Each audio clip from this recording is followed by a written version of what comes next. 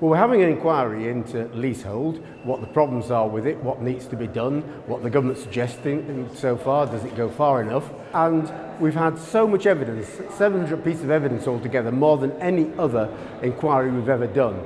And much of that evidence has come from individual leaseholders, people who don't come and give formal evidence to the committee at oral evidence sessions, but want to come and chat to us about their problems and frustrations, not just write to us. And that's an opportunity for them to do precisely that today.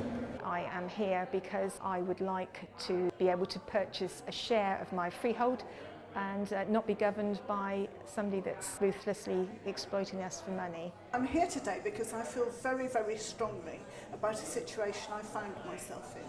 I inherited my mother's flat 10 years ago when she died. I kept the flat, so I decided to rent it out. And each time I rent it out, the landlords who have recently been sold on the lease ask me for a percentage value of the flat, and I get a bill for £3,000. Now, I could actually have 3 different tenants in the course of a year and have to pay out £9,000 with these landlords.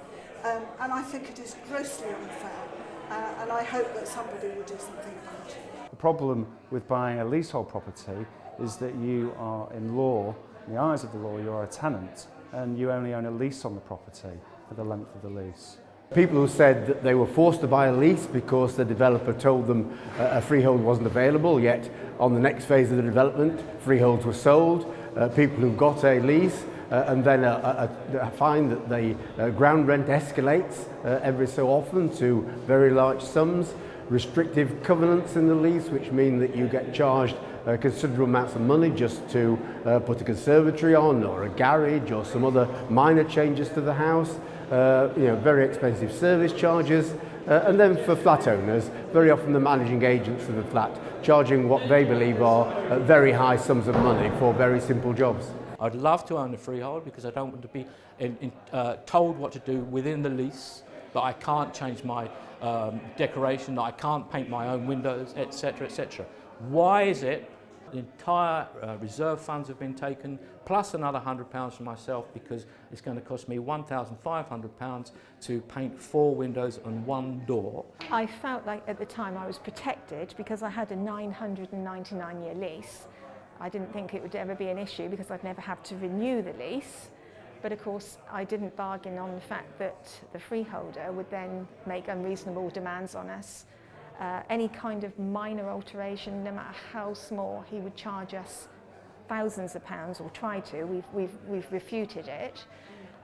If he answered any solicitor's questions, he would charge us £250 an hour for his time. It's obviously only as you go through the experience of being a leaseholder that over a period of time you realise that yes, you actually are a tenant. You don't own the property.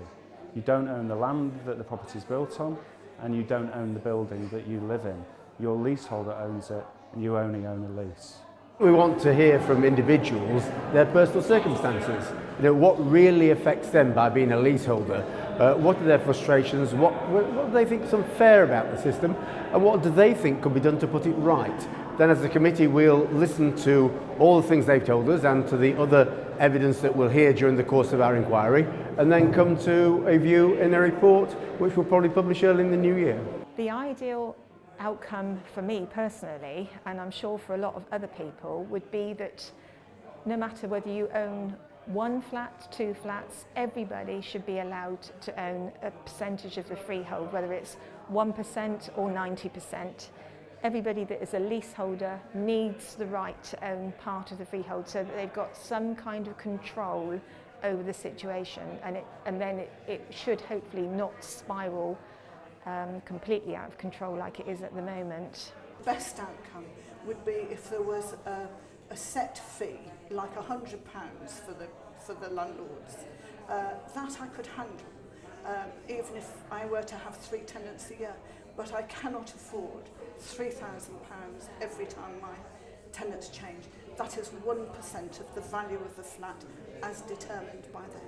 The ideal outcome of this inquiry would be to not reform leasehold because it's a broken system. The ideal outcome would be to abolish leasehold. The next steps are to have formal oral evidence from a number of organisations and individuals who've written to us. That'll be developers, it'll be councils, it'll be campaigning organisations on leasehold matters, including the All-Parliamentary Group on Leasehold Reform, which has done an excellent job in highlighting these issues. And we'll hear all that evidence, collect it together, and then come to a view, having heard the Minister finally, about our view about what needs to be done for the future.